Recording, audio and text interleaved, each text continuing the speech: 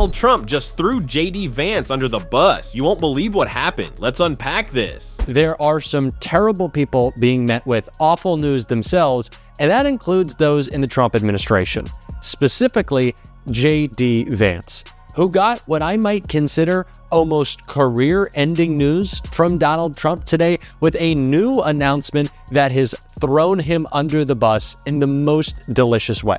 So if you have been upset with how bad the news has been, be excited because JD just got some himself. Well. Looks like Donald Trump just played his ultimate Trump card. And poor JD Vance never saw it coming. In a move so ruthless it would make even Game of Thrones villains blush, Trump has decided it's time to grind his own loyal sidekick into political dust. Yes, you heard that right. JD Vance, once Trump's favorite MAGA groupie, has been tossed aside like yesterday's Big Mac wrapper. Is this the slow, messy death of Vance's career, or just another jaw-dropping episode in Trump's endless, low-budget reality show? Either way, buckle up, because the political carnage is just getting started. According to new reports, the Trump administration is considering forming a task force to look into the potential impact of the tariffs that they have put on China, and of course the tariffs that China has put on us. In other words, Donald Trump wants to make sure that any of the ramifications of his trade war fall on somebody else. And that somebody else, according to these reports, is going to be JD Vance. Oh, you love to see it. Trump starting a task force just to blame somebody else for his disastrous trade war. Iconic. And guess who's about to wear the scarlet letter for this economic dumpster fire? That's right, JD Human Shield Vance. It's almost poetic. The man who once torched Trump with the rage of 1,000 suns now reduced to his designated scapegoat. Trump's entire political strategy can basically be summed up like this: turn your enemies into lapdogs, then feed them to the wolves when things get spicy. Stay tuned. It only gets juicier from here. We need a little bit of tariff context from two ridiculous things Donald Trump said today. Mexico, Canada, they live off it, those two. Without us, they wouldn't have a country. And everybody wants a piece. And at a certain point, if we don't make a deal, we'll just set a limit. We'll set a tariff. We'll set some parameters. And we'll say, come in and shop. They may not like that, and they may find it, or the market may find it too high. And right on cue, like a bad magician pulling a rabbit out of a flaming hat, here comes Donald, gleefully launching JD Vance straight into the political meat grinder. The weapon of choice, tariffs, but not your average run-of-the-mill tariffs. No, these are the kind of world-ending, wallet-shrinking, business-breaking tariffs that could make even a Wall Street exec cry into his $5,000 suit. And who's about to get blamed for this economic horror show? Ding ding ding. It's JD Vance, folks. The man couldn't dodge this bullet if he were Neo from The Matrix. A single shipyard in China now produces more ships every year than all of the American shipyards combined. Think of that. And it was a business that we used to dominate. We used to dominate it totally. In short, chronic trade deficits are no longer merely an economic problem. They're a national emergency that threatens our security and our very way of life. It's a very great threat to our country. And for these reasons, starting tomorrow, the United States will implement reciprocal tariffs on other nations. The Trump administration not only is considering forming this task force, but they are going to, if it comes to fruition, put Vice President JD Vance in charge of it and effectively make him what they're calling the tariff czar. Let's be very real here. When Trump unveiled his brilliant tariff plan, he wasn't just rolling out a policy. He basically pulled the political pin out of a live grenade, hurled it straight at JD Vance, and sprinted for the nearest exit like a cartoon villain. And the timing couldn't be more brutal. JD Vance, in all his infinite wisdom, thought getting cozy with Trump, after calling him every name in the book a few years ago, was a smart move. Now he's finding out that in Trump's world, loyalty is just another thing to be sold off, like cheap MAGA hats at a failing rally. Stay tuned, because the backstabbing isn't even close to over. But we will charge them approximately half of what they are and have been charging us. So the tariffs will be not a full reciprocal. I could have done that. And here's the kicker. JD Vance has officially been handed the world's worst job, defending these exploding tire fire tariffs like he's some kind of economic savior. Imagine being ordered to clean up a toxic spill you didn't even cause, then being told you have to smile and pretend it's a sparkling new swimming pool. That's JD Vance right now. Tariffs that are practically guaranteed to wreck the economy. Congratulations, JD. You're now the shiny new face of that train wreck. Good luck selling that hot mess to voters without crying in public. Well, if you go back a little bit, Lawrence, remember during the first Trump administration, everybody said that Trump's tariffs were going to be inflationary back then. What actually happened? We had 1.5% inflation. We had the fastest growing economy in a generation, and we had the beginning of a manufacturing renaissance in the United States of America. Then, of course, we had 4 terrible years of the Biden administration. But I think it's useful for all of us to step back and ask ourselves, what has the globalist economy gotten the United States of America?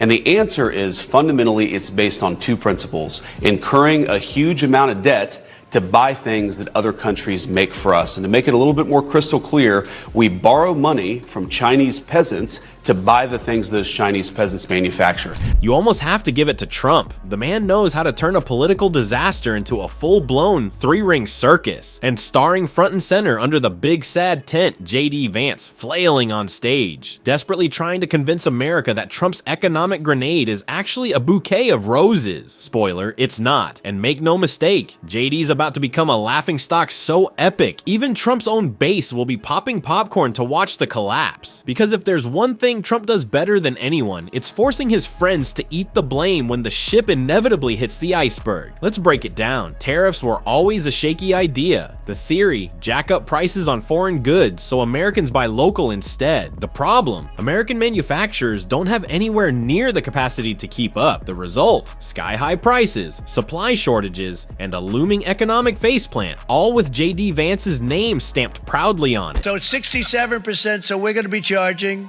a discounted reciprocal tariff of 34%. I think, in other words, they charge us, we charge them less. So how can anybody be upset? They will be, because we never charge anybody anything. But now we're going to charge.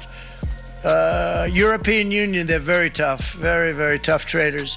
You think of European Union, very friendly. They rip us off. It's so sad to see. It's so pathetic. 39%. We're going to charge them 20%, so we're charging them essentially half.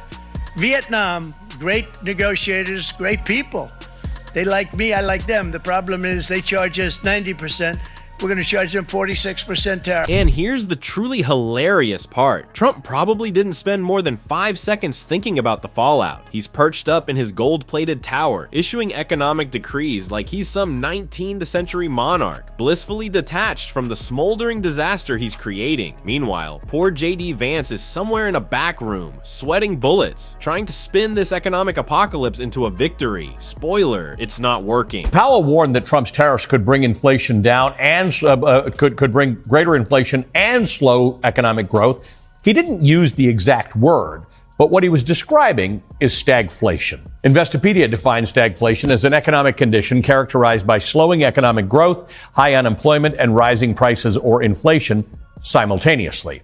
It's a 1, 2, 3 punch, although at least for now we continue to have low unemployment. But inflation and a recession, which then results in higher unemployment, at the same time, that's very... Let's not forget, it wasn't that long ago when JD Vance made an entire side hustle out of roasting Trump. The man was like a one-man Comedy Central special, dragging Trump's policies, calling them a complete and utter disaster, and torching Trump's ego harder than a 5-alarm fire. JD didn't just throw shade, he launched full-blown solar eclipses at Trump every time he spoke. And now, the plot twist nobody asked for. Instead of sticking to his guns, JD Vance did a full-body 180, shamelessly climbing aboard the SS Trump like it was the Titanic and hoping no one noticed the icebergs. Well, JD, turns out boarding a sinking ship doesn't make you the captain. It just makes you first class when it goes down. Good luck explaining that on the campaign trail, buddy. You're about to star in a real-life political disaster movie, and not even Hollywood could script it this badly. And my biggest problem with Trump, and there are many, many things to pick out,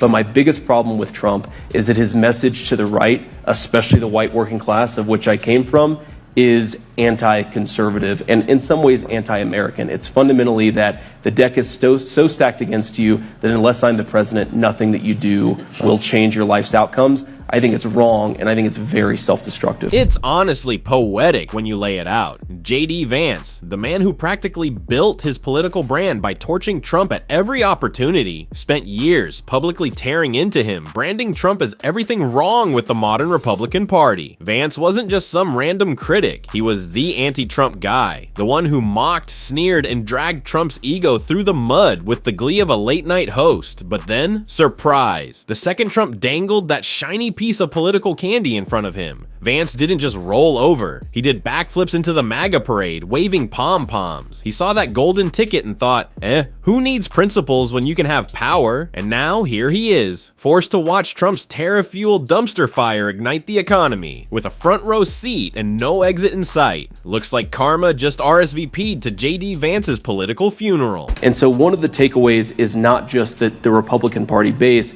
is somehow fundamentally flawed in a way that's unique in American political history. It's that Trump is a really bad candidate and, frankly, I think a really bad person.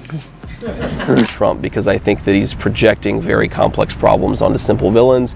Fast forward to 2024. I don't hide from that. I was certainly skeptical of Donald Trump in 2016, but President Trump was a great president and he changed my mind. I think he changed the minds of a lot of. And let's be real, Trump isn't about to throw J.D. Vance a life vest. Oh no, Trump's political motto is basically create chaos, then blame someone else when it blows up. While the economy buckles under the weight of these absurd tariffs, Trump will be chilling somewhere, probably bragging about crowd sizes. Meanwhile, it's J.D. Vance, poor gullible J.D., who gets the honor of mopping up the wreckage. He'll be out there trying to explain why grocery prices are sky high, why small businesses are collapsing, all while Trump pretends he's never even heard of tariffs. If J.D. thought becoming Trump's running mate was his golden ticket to political stardom, buddy, you didn't board the Trump train. You strapped yourself to a rocket headed straight for a dumpster fire. Displays the incompetence and corruption that is at play here. Now we know the corruption. We're actually going to talk with one of the best Democrats in Congress about that later in this video, so please stick around for that. But the incompetence is clear.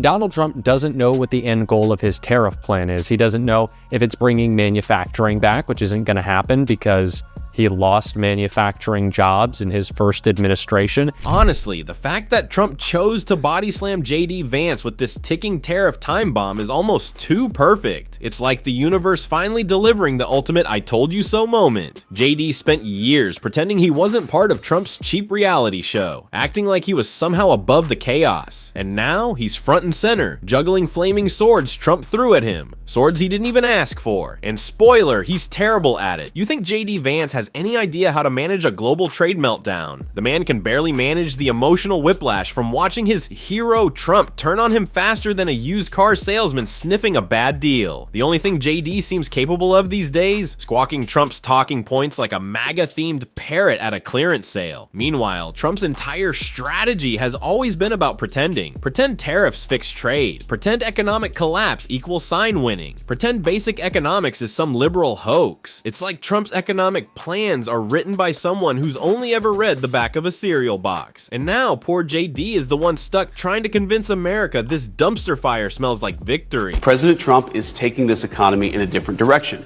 He ran on that, he promised it, and now he's delivering. And yes, this is a big change. I'm not going to shy away from it, but we needed a big change, Lawrence. We cannot keep going down the Joe Biden globalist pathway where we have $2 trillion of peacetime debt and deficits. We have manufacturing disappearing. That is not working for Americans. We've got to take this country in a different But folks, it's not just about tariffs. Oh no, this is part of a much bigger, much funnier picture. JD Vance, once hailed as the bold, independent voice of the GOP, is now nothing more than Trump's personal political piñata. This is the same JD Vance who wrote a whole book about escaping the Rust Belt, finding purpose, building a better life, only to end up groveling for scraps under the sweaty golden thumb of Trump. Now he's out here desperately trying to sell Trump's economic circus like it's a Broadway masterpiece. And honestly, he's about as convincing as a raccoon in a tuxedo. Cute, chaotic, and completely lost. The irony is so thick you could bottle it and sell it as gourmet sarcasm. JD isn't just selling failure. He's doing it with the desperate energy of a used car dealer having a midlife crisis. And trust me, it's only going to get worse. Now, what I'd say to the American people is look,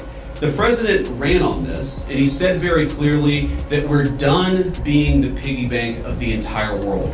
For 40 years, in the same way that our European friends, I think, have neglected international security, for 40 years, a lot of our friends all over the world have used America as a piggy bank. They have used us to absorb all of their excess economic production. What does that mean for Americans? For Americans, that's meant manufacturing jobs declining. That's meant middle-class wages going down. That's meant whole towns that have been hollowed out by empty factories, and that means an America that is less safe because our manufacturing isn't as powerful now as it was 30 years ago. The irony here is so thick you could slice it with a butter knife. JD Vance, who spent years roasting Trump and dragging his chaotic policies, suddenly saw a shiny path to power and didn't hesitate to sell out faster than a Black Friday TV sale. He leapt headfirst onto the Trump train, and now he's finding out it wasn't a train at all. It was a one-way ride straight into political hell. Trump's catastrophic tariff policies are unraveling like a cheap rug, and guess who's left trying to stitch it all back together? Yep,